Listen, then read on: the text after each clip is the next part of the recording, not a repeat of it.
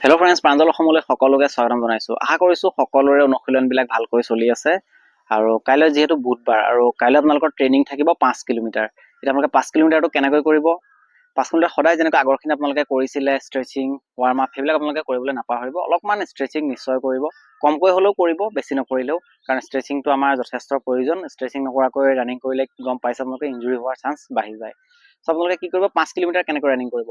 তো 5 কিলোমিটাৰ আপোনালোকে ৰানিং কৰোঁতে এটা কথা ধ্যান দিব যে মই যেনেকৈ আপোনালোকে আগতেও কৈছোঁ যে আপোনালোকে একেটা স্পীডেই মেইনটেইন কৰিবলৈ চেষ্টা কৰিব।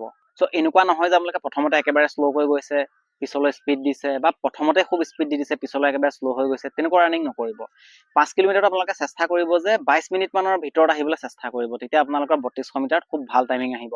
সেইকাৰণে আপোনালোকে যদি বিগিনাৰ্ছসকলে হয়তো নোৱাৰিব পাৰে, তেওঁলোকে একেবাৰে যদি নতুন কাৰোবাৰ যদি টাইমিং একেবাৰেই ভাল নহয়, তেওঁলোকে চেষ্টা কৰিব তথাপিও 25 মিনিটমানৰ ভিতৰত। আৰু যিসকল অলপ ভাল আছে, এডভান্স আছে, তেওঁলোকে চেষ্টা কৰিব যে 22 মিনিটৰ যাতে তলত ৰানিং কৰিব পাৰে। আৰু যদি কোনোবাই ভাল টাইমিঙত ৰানিং কৰিব পাৰিছে তেতিয়াহ'লে ভাল কথা।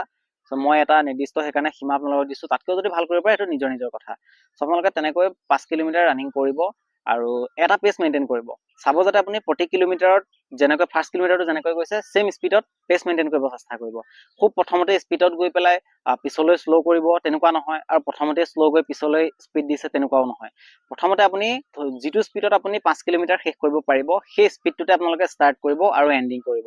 আৰু তাৰপিছত আপোনালোকে মোক এই ভিডিঅ'টোতে কমেণ্টত আহি ক'বহি যে 5 কিলোমিটাৰ আপোনালোকৰ কিমান টাইমিং লাগিছে। আৰু লগতে আপোনালোকে প্ৰত্যেকে মোক এইটো কমেণ্ট কৰি জনাব যে আপোনালোকে কোন ডিষ্ট্ৰিক্টৰ হয়, নিজৰ ডিষ্ট্ৰিক্টৰ নামটো আপোনালোকে উল্লেখ কৰিব। তেতিয়া মই জানিব পাৰিম যে কিমান ডিষ্ট্ৰিক্টৰ আছে, সেইটো মই গম নাপাওঁ। সেইকাৰণে জানিব বিচাৰিছোঁ যে কিমান ডিষ্ট্ৰিক্টৰ পৰা মোক চাই আছে, আৰু মোৰো জানিবলৈ পালে ভাল লাগিব। সেইকাৰণে সকলোৱে নিজৰ ডিষ্ট্ৰিক্টৰ নামো ক'ব, আৰু লগতে আপোনালোকে কমেণ্ট কৰি ক'ব যে 5 কিলোমিটাৰটো আপোনালোকৰ কিমান টাইমিং লাগিছে।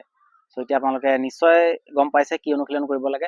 আৰু এই ৰানিংবিলাক আপোনালোকে কোনোবাই যদি মৰ্ণিঙত কৰিব বিচাৰিছে মৰ্ণিঙতো কৰিব পাৰে, আৰু ইভিনিং কৰিব যদি বিচাৰিছে ইভিনিঙতো কৰিব পাৰে। আৰু লগতে ইভিনিং টাইমৰ কাৰণে মই বেলেগকৈ নাই কোৱা, যিহেতু এতিয়া গৰমৰ দিন, খুব বেছি গৰম, সেইকাৰণে 2 টাইম অনুশীলন কৰোঁতে অলপমান সমস্যা হয়। যদি তথাপি আপোনালোকে ভাবিছে কোনোবাই মই মৰ্ণিঙত এইখিনি কৰিম আৰু ইভিনিং যদি কিবা বেলেগ কৰিম বুলি ভাবিছে, তেনেহ'লে আপোনালোকে নৰ্মেল 10 পৰা 15 মিনিট সময় শ্ল' ৰানিং, এক্সাৰচাইজ, ষ্ট্ৰেচিং এইবিলাক কৰিব পাৰে, নিজৰ ইচ্ছাৰ কথা। আৰু লগতে আপোনালোকে মৰ্ণিং এই 5 কিলোমিটাৰ ৰানিঙৰ পিছত লং জাম্পৰ এক্সাৰচাইজবিলাক কৰিব পাৰে। লগতে আগদিনা যদি আপোনালোকে লং জাম্প কৰিছিলে তেনেহ'লে সেইদিনা আপোনালোকে ষ্ট্ৰেচিং কৰিব, আৰু আগদিনা যদি ষ্ট্ৰেচিং কৰিছিলে তেনেহ'লে সেইদিনা আপোনালোকে লং জাম্প মাৰিব পাৰে। চ' তেনেদৰে আপোনালোকে অনুশীলন কৰি যাব আৰু মোক টাইমিংবিলাক আহি ক'ব। লগতে আপোনালোক কোন ডিষ্ট্ৰিক্টৰ হয়, ডিষ্ট্ৰিক্টখনৰ নামটো জনাব। চ' আশা কৰিছোঁ আপোনালোকে কাইলৈ কি কৰিবলগীয়া আছে নিশ্চয় বুজি পাইছে, আৰু লগতে মোক কমেণ্ট কৰি জনাবলৈ নাপাহৰিব। যদি ভিডিঅ'টো চাই ভাল লাগিলে তেনেহ'লে লাইক কৰিব, লগতে লগৰ সকলোকে শ্বেয়াৰ কৰি দিব। যদি প্ৰথমবাৰ আমাৰ চেনেলটোলৈ আহিছে তেনেহ'লে চেনেলটো ছাবস্ক্ৰাইব কৰি নটিফিকেশ্যন বেলটো অন কৰি ল'বলৈ নাপাহৰিব।